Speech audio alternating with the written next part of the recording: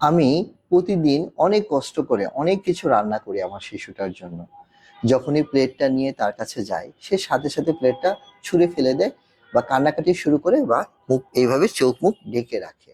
হ্যাঁ, খুব নির্দিষ্ট কিছু খাবার ছাড়া সে তেমন কিছুই খায় না। হ্যাঁ, একটু ভাতের মধ্যে সাদা ভাত, এটার মধ্যে যদি একটু ডাল দেই তাহলে সে খাবে না। সবকিছু ঝরঝরা খেতে চায় এবং মাঝে মাঝে আমাদের খাবারগুলা দেখলে বমি করে দেয়। ইভেন তাকেও যদি কোনো নতুন খাবার, কোনো নতুন স্বাদ বা কোনো গন্ধ আছে এমন খাবার দেওয়া হয়, যেমন এখন কাঁঠালের সিজন, আমের সিজন, আম দিচ্ছে, সে সাথে সাথে বমি করে দিচ্ছে। হ্যাঁ, আপনি ভাবছেন এটা কি ও শুধু বায়না করার জন্য, যে চকলেট চিপস তো সে ঠিকই চাবায় খেয়ে ফেলতেছে, তাহলে ভাতটা কেন সে গিলে খাচ্ছে? ঠিক না? যে চকলেট তো সে ঠিকই খাচ্ছে, তাহলে আম কেন খাচ্ছে না? এটা কি তার স্বভাব, নাকি অতিরিক্ত আদরের কারণে তার আহ্লাদ বেড়ে গেছে? জি না, এটা তার স্বভাবের কারণেও না, অতিরিক্ত আদরের কারণেও আহ্লাদ বেড়ে যায়নি। এটা হলো ফিডিং ডিসঅর্ডার। এটা কিন্তু কোনো একঘেয়েমি নয়, এটা একটা জটিল, একটা শারীরিক এবং মানসিক সমস্যা, যার সমাধান আছে অকুপেশনাল থেরাপিস্টদের কাছে ইনশাআল্লাহ। তাহলে আমরা প্রথম আজ জানবো ফিডিং ডিসঅর্ডারটা আসলে কি। খাওয়া একটা জটিল একটা প্রক্রিয়া। এখানে দরকার হয় ভালো পেশি শক্তি, মুখের ওরাল মোটর শক্তিগুলো অনেক বেশি প্রয়োজন হয়।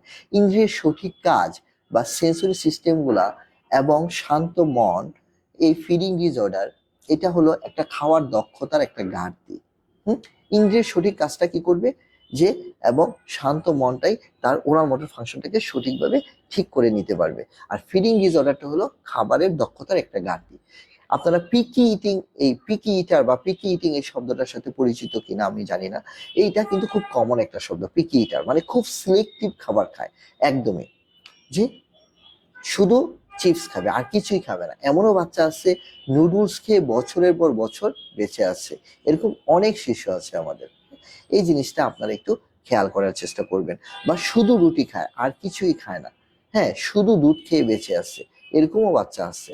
হ্যাঁ, সবকিছু ব্লেন্ডার করে একদম নরম করে মিহি করে একটু যদি চিকেনের একটু মাংসর ইয়া পায়, আঁশ পায়, তাহলে সে ওয়াক করে বমি করে দেয় বা থুতু ফেলে ফেলে দেয়। এই যে যে প্রবলেম ফিডিং, হ্যাঁ, দেখা গেছে যে এই ধরনের পিক ইটিং বাচ্চাদের নর্মালি দেখা গেছে যে তারা 3 থেকে 4 দিন পর পরই আবার সেই খাবারটা খেতে রাজি হয়, কিন্তু একটা না, সে একটা খাবার খায় না। কিছু আছে প্রবলেম ফিডিং বাচ্চা, হ্যাঁ, দেখা যাচ্ছে সে অনেক খাবারই খায়, কিন্তু নতুন কিছু দিলে সে ওই খাবারটা ফেলে দেয়, সে খেতে চায় না। এই ধরনের বাচ্চাগুলো প্রবলেম করে। তাহলে আজ একটু জানার চেষ্টা করি যে ফিডিং ডিসঅর্ডার আর কি কি ধরনের জিনিসে থাকতে পারে। যেমন শুধু নরম খাবার খাবে, অথবা শুধু শক্ত খাবার খাবে, নরম খাবার খাবে না, অথবা নরম খাবার খাবে, শক্ত খাবার খাবে না। খাবারের গন্ধ পেলে সে বমি করে দিবে, গ্যাগ, ওয়াক ওয়াক। গোটা পরিবার একসাথে খাওয়া হয় না, ওকে আলাদা করে খাওয়াতে হয়। সবার সামনে খেলে সে এই সমস্যাটা করে। রেস্টুরেন্টে নিয়ে যাওয়া যায় না। আবার সবকিছুর গন্ধ নিবে সারাক্ষণ, যা পাবে তারই গন্ধ নিবে। খাবারের গন্ধ না নিয়ে সে কখনোই খাবে না। সব খাবার আগে দেখে টেস্ট করবে, তারপরে সে খাবে। খাবারটা গিলে খাবে, চাবাবে না। চাবাবে না, খাবারটা নড়াচড়া কম করবে। এই ধরনের জিনিসগুলা। খাবার সময় তার শ্বাস নিতে কষ্ট হয় বা গলা বারে বারে পানি দিয়ে ভিজাতে হয়। একটু একটু নলা দিবেন, আবার একটু পানি দিবেন, ঢুক দিক মানে ঢুক গেলার জন্য। এই সমস্যাগুলো কিন্তু অনেক বাবা মায়ে আমরা ফেস করে থাকি। দয়া করে, এগুলো হলো বাচ্চার ফিডিং ডিসঅর্ডার। এটা কেন হতে পারে আর অ্যানালাইসিসটা কি হতে পারে, এটার কারণটা কি আসলে? এটা যদি আমরা বিশ্লেষণ করে দেখি, আমার মতে, আমি একজন অকুপেশনাল থেরাপিস্ট হিসেবে আমি যেটা দেখছি, তার বড় কারণ হলো সেন্সরি প্রসেসিং ইস্যুসটা। সংবেদনশীলতা, মুখের যে ইন্দ্রিয়ের বা সেন্সরি সংবেদনশীলতা। যেমন মুখের ভিতর আমাদের যে গাল আছে, জিহ্বা আছে, দাঁত আছে, মাড়ি আছে, হ্যাঁ, এগুলো স্বাভাবিকভাবে সবকিছু নিতে পারে না। এর জন্য তাদের এই সমস্যাটা হয়। যেমন এখানে, যেমন এই যে যে ভাত মুখে যখন দিল, সে ভাতটাকে কোনো শক্ত খাবার মনে করছে না। হ্যাঁ, কিন্তু সে বিস্কিটটাকে শক্ত খাবার মনে করছে। তার মানে ভাতটা শক্ত খাবার না, এর জন্য সে গিলে ফেলতেছে। বিস্কিটটা শক্ত মনে হচ্ছে, এর জন্য কি করছে, সে চাবাচ্ছে। এই যে যে ইন্দ্রিয়, বা কিছু বাচ্চা আছে দাঁত মুখে টাচই করতে দিচ্ছে না, এত সেন্সরি, মুখে টাচ করতে দিচ্ছে না। কিছু বাচ্চা আছে যা পাচ্ছে তাই মুখে দিচ্ছে, চাবাচ্ছে চাবাচ্ছে, সারাক্ষণ চাবাচ্ছে। হুম তো তো এই ধরনের। আরেকটা হলো ওরাল মোটর মাসেল গুলো খুবই দুর্বল, পেশি দুর্বলতা, জন্মগতভাবে বা যে কোনো কারণে হোক, অসুস্থতার কারণে বাচ্চার মুখে শক্তি কম, গালে শক্তি কম, জিহ্বার শক্তি কম, মুখ দিয়ে লালা পড়ে, ও সে চাবানোর জন্য যে শক্তিটা দরকার সেই শক্তিটা তার মধ্যে নাই। এই জন্য সে সবকিছু গিলে খায়, চাবাতে পারে না। কিছু বাচ্চা আছে বিহেভিয়ারাল ইস্যুস, যেমন কখনো তার খাবারটা কোনো কারণে গলা ফেসকে হঠাৎ করে আটকে গিয়েছিল বা বমি হয়েছিল ওই খাবারটা দেখতে, এরপরেই যখনই সেই খাবারটা দেখে সে আর ভয় খায় না। হ্যাঁ, এরকম হয় না যে মাছ খেতে গিয়ে ওই মাছের কাঁটাটা বিঁধে গেছে, এরপরে ওই মাছটা খেতে গেলেই আমাদের ভয় লাগে যে আবার যদি কাঁটাটা বিঁধে যায়, এরকম। তাহলে সেন্সরি, আমার অভিজ্ঞতা যেটা দেখলাম, একটা হলো সেন্সরি, আরেকটা হলো ওরাল মোটর মাসেল গুলা যদি দুর্বল থাকে, আরেকটা হলো আচরণগত।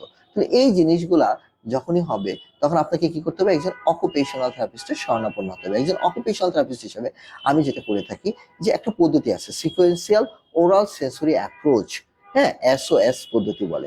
ফিডিং ডিসঅর্ডার বাচ্চাদের জন্য এটা খুবই ইফেক্টিভ একটা জিনিস। মনে রাখবেন, এটা কিন্তু 6টা ধাপ আছে, 6টা।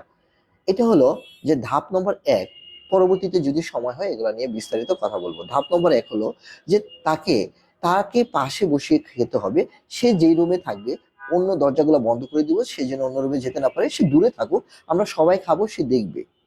টলারেন্স মানে তার ভিতরে একটা টলারেন্স তৈরি করা, ঠিক না? যেমন আমরা অনেকেই অনেক জায়গায় স্বাচ্ছন্দ্য বোধ করি না, কাঁচা বাজারে গেলে কেমন যেন গা ঘিন ঘিন লাগে, এই জন্য আমরা সুপার শপে যাই, এরকম। আরেকটা হলো সে দেখবে, শুধু খাবারগুলো দেখবে, দূর থেকে খাবারগুলো দেখবে, হ্যাঁ, ছবি দেখবে, রিয়াল খাবার দেখবে, ছবি দেখবে, রিয়াল খাবার দেখবে। 2, 3 নম্বর হলো ছুঁয়ে দেখবে, যেমন আলুটা ছুঁয়ে দেখবে, কলাটা সে ছুঁয়ে দেখবে, এই ধরনের জিনিসগুলা। আপেলটা সে স্পর্শ করবে, বাজার থেকে যখন শপিং মলে নিয়ে যাব সে শসাটা নিচে ধরবে, কাঁঠাল টাচ করবে, স্পর্শ করবে। হ্যাঁ, আরেকটা হলো, তারপর হলো 4 নম্বর হলো সুখা, মানে গন্ধ নেওয়া, স্মেল, সবকিছু সে একটু গন্ধ নেওয়া শিখবে। হ্যাঁ, 5 নম্বরে হলো সে একটু কি করবে, এটাকে কিস করবে, যেমন কলাটা নিয়ে, আপেলটা নিয়ে, মানে মুখের সাথে স্পর্শ, খাবে না কিন্তু, আমি কিন্তু তাকে রিকোয়েস্টও করবো না খাওয়ার জন্য। হ্যাঁ, 6 নম্বর স্টেজে গিয়ে এবার একটু মানে লিক করা, জিহ্বা দিয়ে লিক করা, এবং শেষে গিয়ে আপনার কামড়ানো এবং দাঁতের কাজ এবং ইয়ার কাজ। এই স্টেপগুলা কিন্তু যতটা সহজে বললাম, জিনিসটা এতটা সহজ না, কিন্তু আলহামদুলিল্লাহ অকুপেশনাল থেরাপিস্ট জানে কিভাবে step by step, step by step কাজ করে করে বাচ্চাটার ফিডিং ডিসঅর্ডার সমস্যাটা সমাধান করা যায় ইনশাআল্লাহ। আপনি যদি আজ একটা জিনিস নিয়ে কাজ করেন, যেমন ফর এক্সাম্পল টমেটো, তাকে খেতে বাধ্য করবেন না, তাকে শুধু বলুন চলো টমেটোটা নাকের কাছে এনে নিয়ে যায়, কেমন গন্ধ, ঠিক না? যদি সে না চায় তাহলে পিছিয়ে যান, তাকে প্রেশার করার দরকার নেই, ঠিক না? এই ধরনের অনেক টেকনিক আছে, যেমন ফুড চেইনিং টেকনিক আছে, যেমন চেইন ইউজ করে করে আমরা বাচ্চাকে ইয়ে করি, ওরাল মোটর মাসাজ আছে কিছু। হ্যাঁ, আমার বেশ কিছু ভিডিওতে আপনারা ওরাল মোটর মাসাজটা আপনারা দেখবেন। তারপর সেন্সরি ডিসেন্সিটাইজেশন আছে, মুখে অভ্যস্ত করতে হবে, বিভিন্ন খাবার দিয়ে মুখকে অভ্যস্ত করতে হবে। যেমন আমরা কিন্তু সব ধরনের জামা কাপড় সবাই পরতে পারি না, ঠিক না? বা সব পরিবেশে নিজেকে অভ্যস্ত না, তেমনি মুখেরও কিছু জিনিস আছে, আমাদেরও কিন্তু অনেক খাবার কেমন জানি লাগে, ঠিক না? হতেই পারে, মুখকে অভ্যস্ত করতে হবে। হ্যাঁ, পাশাপাশি বাসায় আপনাকে প্রতিদিন যাদের খাবারের সমস্যা থাকে একটা রুটিন ফলো করে কাজ করতে হবে, এবং যে জিনিসগুলো এড়িয়ে চলবে সেটা হলো অবশ্যই স্ক্রিন। টিভি দেখিয়ে দেখিয়ে মুখে চামচ ঢুকাবেন না, এতে কিন্তু তার মাইন্ডফুল ইটিংটা হয় না। তার সে কিছুই বুঝে না যে সে কি খাচ্ছে, ওই টেস্টটা সে বুঝে না, টেস্ট বারটা তার মধ্যে আসে না, ঠিক না? তাকে সবসময় যে তাকে কন্ডিশন দিবেন না, তাকে কন্ডিশন দিবে না যে তুমি যদি 1 চামচ লেবুর রস খাও তাহলে কিন্তু তোমাকে মোবাইল দিব বা আইসক্রিম দিব, এটা করবেন না। এতে কি হয়, নতুন একটা খাবারের ভ্যালুটা তার কাছে কমে যায়, যে খাবারের ভ্যালুটা তার কাছে কমে যায়। হ্যাঁ, এবং অনেক সময় রাগ দেখাই, অনেক সময় রাগ দেখাই, জুড়ে জুড়ে থাপ্পড় মারি, চর মারি, অনেক সময় কিন্তু আমরা করি, বাঙালি প্যারেন্টসরা এটা আমরা করে থাকি। হুম, মায়ের খায় নাই এরকম বাচ্চা বা এরকম মানুষ খুব কমই আছে আমাদের, ঠিক না? তো খাবার দাবারের জন্য, তো এই যে না খেলে থাক, হ্যাঁ, বলে চলে যাবেন না, এতে শিশু বোধ করে যে আপনি তার কাছে নিরাপদ নয়। আপনি ধৈর্য ধরে একটু ওয়েট করতে হবে, রাগ দেখানো যাবে না। তাহলে কি করতে হবে, যে কি করতে হবে, যে তার জন্য যদি আপনি মনে করেন, তাহলে যেটা করতে হবে, যে আমি একটা উদাহরণ দিই সবচেয়ে ভালো হয়। একটা শিশু, সে শুধু ভাত, ঠিক আছে, আর ইয়োগার্ট আর বিস্কিট খায়। সে শুধু কি খায়, ভাত খায়, ইয়োগার্ট খায়, বিস্কিট খায়। কারণ আমি বিদেশের একটা বাচ্চার উদাহরণ দিলাম, আলহামদুলিল্লাহ আমরা কিডসল্যান্ডে প্রচুর আমরা বিভিন্ন দেশে শিশুদের দেখে থাকি, বাংলা ভাষাভাষী। আচ্ছা, তো ইয়োগার্টটা ইউরোপে খুব কমন একটা খাবার, ইয়োগার্টটা খুব পছন্দ করে বাচ্চাটা, হ্যাঁ, একটা নির্দিষ্ট ব্র্যান্ডের ইয়োগার্ট। তো চিকিৎসকের পরামর্শে অকুপেশন থেরাপিটা আপনারা শুরু করলো। প্রথম সপ্তাহ দেখা গেল থেরাপি শুধু আরিয়ানকে কি করলো, আমি একটা নাম বললাম এমনি, সে ব্রুকলিটা, যেটা ব্রুকলি কি করলো, তাকে হাতে নিয়ে দিত, হাতে তার সামনে এনে তাকে রাখলো, সেইটা ধরার জন্য চেষ্টা দেখলো, সেটা ইয়া করলো। তারপর নিজে ব্রুকলি কি করলো, মাথায় রেখে গান গেলেন। হ্যাঁ, হ্যাঁ, হ্যাঁ, do you like broccoli, yes I do, yes I do, do you like chocolate, yes I do, yes I do, do you like chocolate with broccoli, no, yucky, I don't like it. এই যে এইভাবে কিন্তু আমরা আস্তে আস্তে করে জিনিসটা স্পর্শ করা, ইয়া করা, গানের ছলে চলে এইভাবে কিন্তু আমরা অভ্যস্ত করে ফেলতে পারি, এবং দেখা যাবে যে 1 মাস পরে বা 2 মাস পরে, 3 মাস পরে সে কিন্তু ঠিকই ব্রোকলিটা খাওয়া শুরু করবে। এটাকে বলা হয় ডিসেন্সিটাইজেশন, সেন্সরি ডিসেন্সিটাইজেশন। এটা একজন অকুপেশনাল থেরাপিস্ট খুব সহজেই আপনাকে সাহায্য করতে পারবে। তাহলে আজ থেকে যে কাজগুলো করবেন, চেকলিস্ট গুলা করবেন, সেটা হলো অবশ্যই একজন নিকটস্থ শিশু অকুপেশনাল থেরাপিস্টের শরণাপন্ন হবেন, যিনি ফিডিং ইস্যুস নিয়ে কাজ করবে। ঠিক আছে? আপনারা যেটা করবেন যে ব্রাশ, মুখের মাড়ি ঘষার জন্য বিভিন্ন ধরনের ব্রাশ পাওয়া যায় মার্কেটে। দয়া করে ওই যে নামি দামি বা বিভিন্ন ব্র্যান্ডের কোনো কিছু নেওয়া দরকার, একদম ম্যানুয়াল জিনিস দিয়ে কিন্তু আপনি মুখের থেরাপিটা করাতে পারবেন। অনেকে কি করে, বিভিন্ন কোম্পানি বা বিভিন্ন প্রতিষ্ঠান বা বিভিন্ন মানুষ কি করে, যে এই বক্সটা কিনে, এই বক্সটা 20,000, 30,000, 40,000 টাকা দাম, এটা কিনলে আপনার বাচ্চা কথা বলতে পারবে। আমরা মুখ দিয়ে কথা বলি, কিন্তু কথাটা কি আসলে মুখ দিয়ে আসে?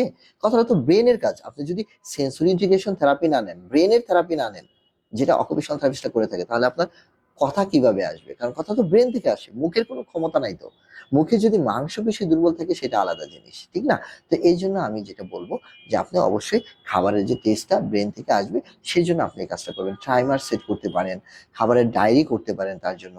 এবং সবচেয়ে বড় কথা হলো যে আপনার আচরণটাকে চেঞ্জ করতে হবে, ধৈর্য বাড়াতে হবে, শান্ত হতে হবে।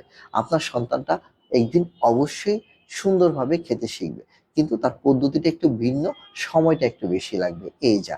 আপনাকে যেটা করতে হবে, তাকে অকুপেশনাল থেরাপিতে নিয়ে আসতে হবে, রেগুলার থেরাপি কার্যক্রমগুলো পরিচালনা করতে হবে, এবং ইনশাল্লাহ আপনি দেখবেন একসময় আপনার মুখে হাসি ফুটবে এবং আপনার শিশুটা স্বাভাবিকভাবে খাবার দাবার করা শিখবে। ভালো থাকবেন, সুস্থ থাকবেন। আসসালামু আলাইকুম ওয়া রাহমাতুল্লাহি ওয়া বারাকাতুহু।